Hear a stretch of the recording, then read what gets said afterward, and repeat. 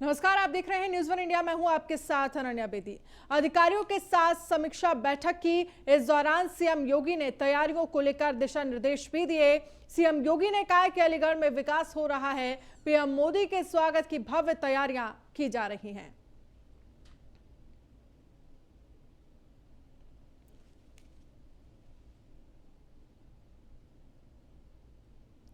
तो सीएम योगी ने समीक्षा बैठक की। अधिकारियों के साथ समीक्षा बैठक की गई। पीएम मोदी के आगमन को लेकर आज तैयारियों का जायजा लेने के लिए अलीगढ़ पहुंचे हैं सीएम योगी आदित्यनाथ, जहां पर तैयारियों का उन्होंने जायजा लिया और तमाम अधिकारियों के साथ मीटिंग भी की। तो राजा महेंद्र प्रताप सिंह राज्य विश्वविद्यालय अलीगढ़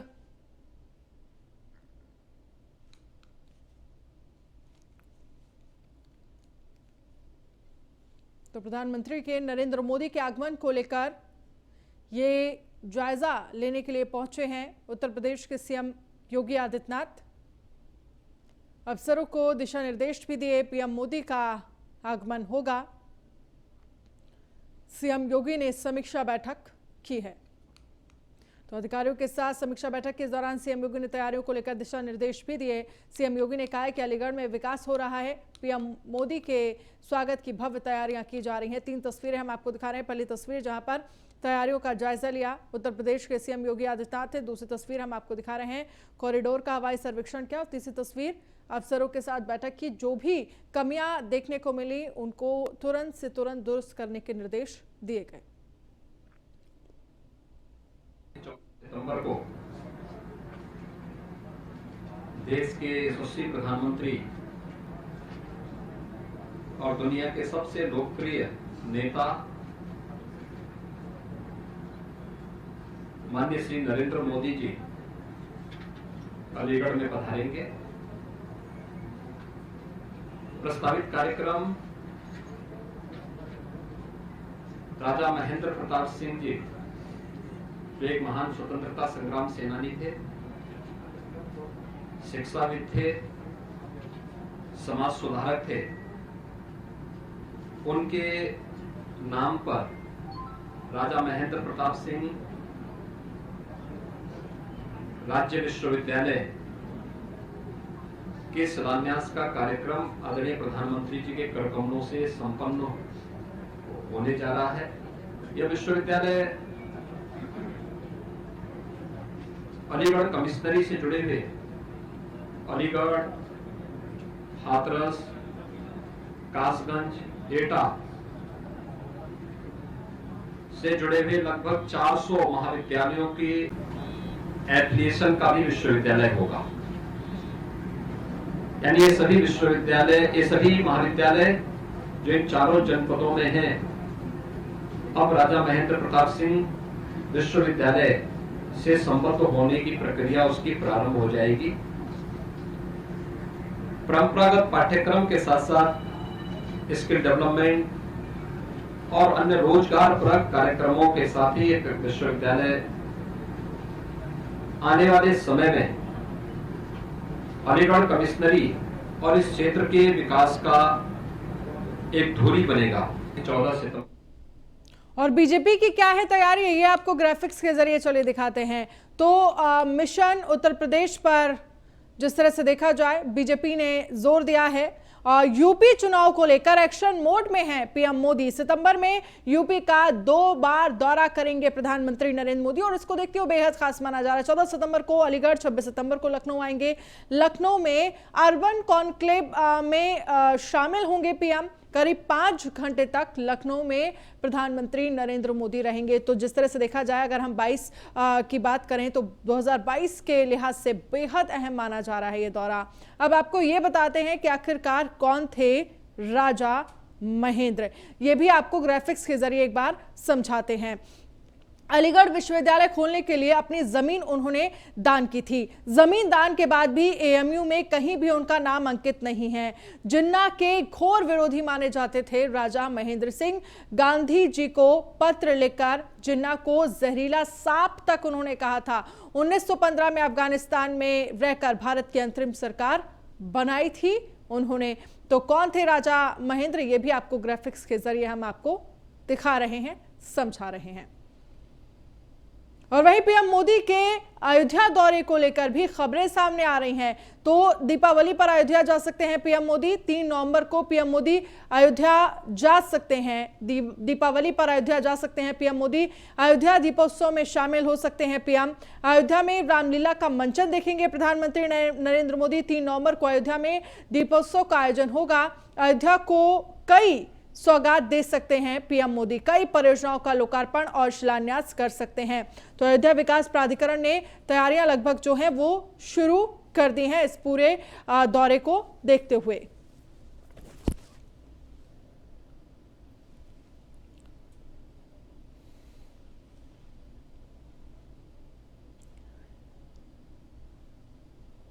तो अफसरों को सीएम योगी आदित्यनाथ ने दिशा निर्देश दिए हैं। और वहीं पीएम मोदी का आगमन है सितंबर में 2 बार वो उत्तर प्रदेश आ रहे हैं। एक बार अलीगढ़ आएंगे और दोबारा से वो लखनऊ में आएंगे। दोनों ही दौरे बेहद खास माने जा रहे हैं।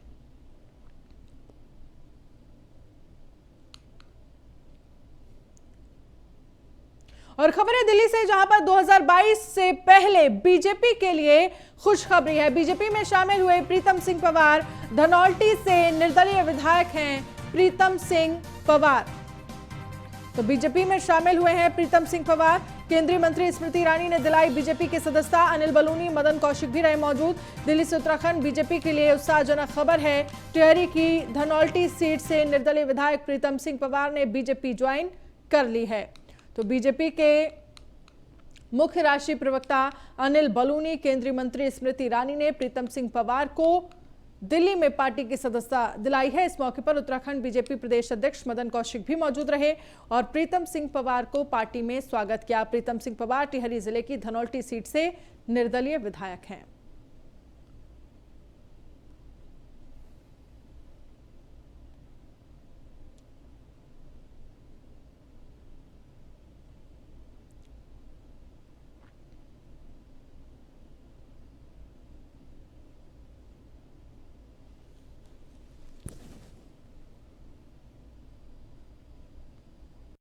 उत्तराखंड की यमुनोत्री विधानसभा से 2002 और 2012 में विधायक रहे। 2012 में जो कांग्रेस की सरकार थी वहाँ उसमें कैबिनेट के मंत्री रहे और 2017 से टिहरी जनपद की धनौल्टी विधानसभा से सदस्य हैं। वे आंदोलनकारी रहे हैं। उत्तराखंड का जो राज्य का आंदोलन था उसमें जेल भी गए हैं। उत्तरकाशी कोऑपरेटिव बैंक के चेयरमैन रहे हैं और तमाम पदों पर रहे हैं। हम भारतीय जनता पार्टी परिवार में उनका स्वागत करते हैं। और बीजेपी में शामिल होने के बाद प्रीतम सिंह पवार से न्यूज़ 1 इंडिया संवाददाता पीयूष तिवारी से खास बातचीत की है। क्या कुछ कहा उन्होंने, सुनिए।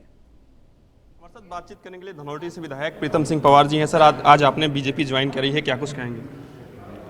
देखिए, मैं माननीय हमारे जो देश के प्रधानमंत्री जी हैं उनके जो हमारे प्रदेश के लिए जो कार्य हैं उनसे प्रभावित होकर मैं और जो भाजपा की नीति है उससे प्रभावित होकर भाजपा की सदस्यता मैंने ली है। सर, कांग्रेस पार्टी कितनी बड़ी चुनौती है आपकी 12 आगामी विधानसभा चुनाव में? देखिए, मैं कहना चाहूँगा कि कोई चुनौती नहीं है। भाजपा स्पष्ट तौर पर जो बड़े बहुमत के साथ सरकार बनाएगी, ऐसा मैं मानता हूँ। सर, आज उत्तराखंड की राजनीति में जो राज्यपाल हैं बेबी वर्मा, उन्होंने इस्तीफा दे दिया, इसको लेकर क्या? अब देखिए, वो उनका व्यक्तिगत है, उस बारे में मुझे कोई जानकारी नहीं है। धन्यवाद हमारे साथ बातचीत करने के लिए थे प्रीतम सिंह पवार, जिनका साफ तौर पे कहना है कि हमें जो भी बीजेपी से केंद्र से नेतृत्व जिम्मेदारी दी जाएगी उसका हम अच्छे तरीके से निर्वहन करेंगे। वीडियो जर्नलिस्ट लोकेश के साथ पीयूष तिवारी, नई दिल्ली।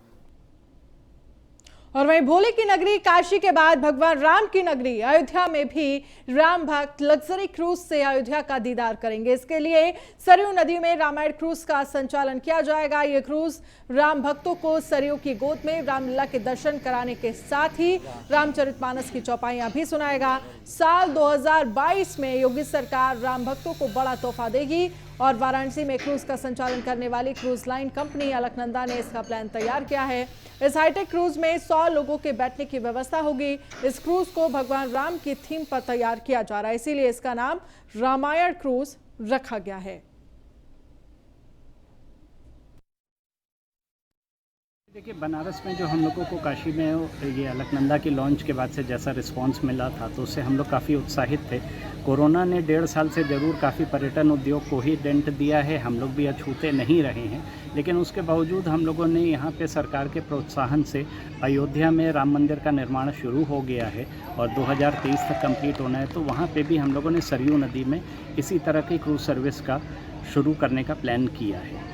अगर कोरोना की दूसरी वेव नहीं आती तो हम लोग पूरे विश्वास में थे कि 2021 में वो लॉन्च हो जाता, लेकिन अभी भी हम लोग प्रयास रहते हैं कि जल्द से जल्द उसको लॉन्च करें।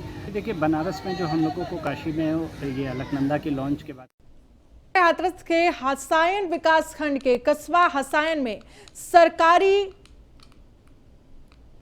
पूर्व माध्यमिक विद्यालय का हाल बुरा हो गया है और खाली जमीन में गंदगी का अंबार लगा पड़ा है, जिससे स्कूल के पास में तालाब की स्थिति बनी हुई है। पानी में जानवरों की भी मौतें हो गई हैं, जिससे संक्रमण का खतरा बढ़ गया है। इस गंदगी का जिम्मेदार हसायन नगर पंचायत है। हाथरस हसायन नगर पंचायत का खेल स्कूल के पीछे बनाया गंदगी का अंबार यहां पर लगा है।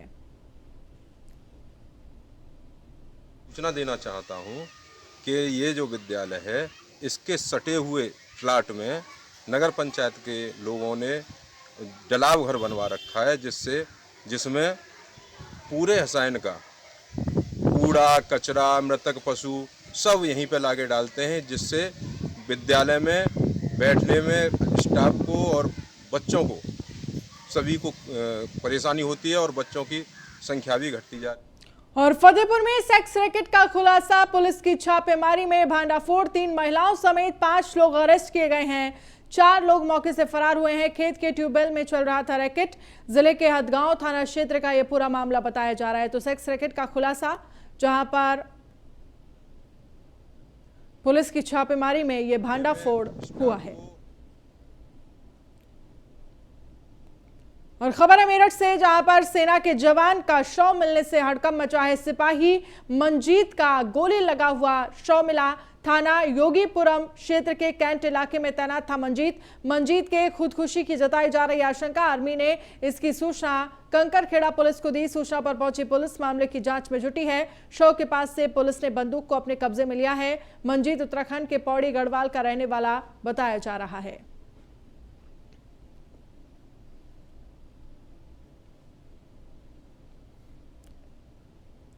और खबर है बस्ती से, जहां पर सपा प्रदेश अध्यक्ष की मनमानी सामने आई है। सैकड़ों गाड़ियां बिना टोल दिए चौकड़ी टोल से निकली। नरेश उत्तम पटेल ने विशाल जनसभा को किया था संबोधित। तेंदुआ से थाना हरैया तक लगा रहा घंटों जाम। काफिले के दौरान जाम में फंसी रही एम्बुलेंस। तो जाम में एम्बुलेंस फंसी रही घंटों तक। काफिले के दौरान जाम में एम्बुलेंस फंसी रही।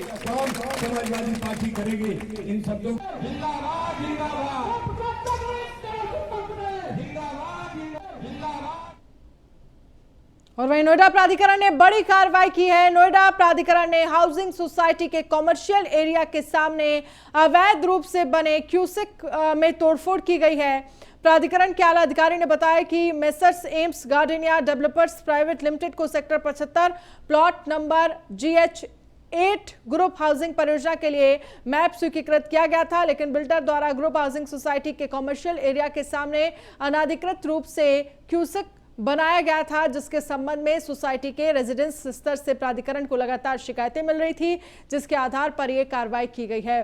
तो नोएडा प्राधिकरण ने यह बड़ी कार्रवाई की है, ध्वस्त किया अवैध क्यूसेक।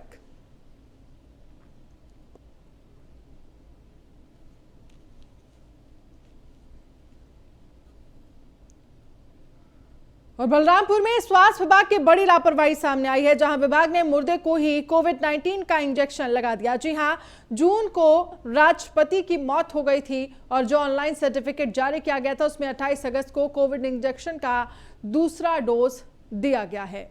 तो स्वास्थ्य विभाग की बड़ी लापरवाही सामने आई है।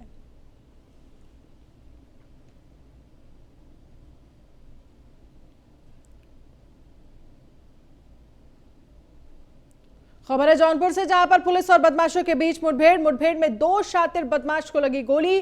कब्जे से अवैध हथियार के साथ स्कूटी बरामद। थाना जलालपुर पुलिस और स्वाट टीम ने यह कार्रवाई की है। तो कब्जे से अवैध हथियार के साथ स्कूटी बरामद हुई है।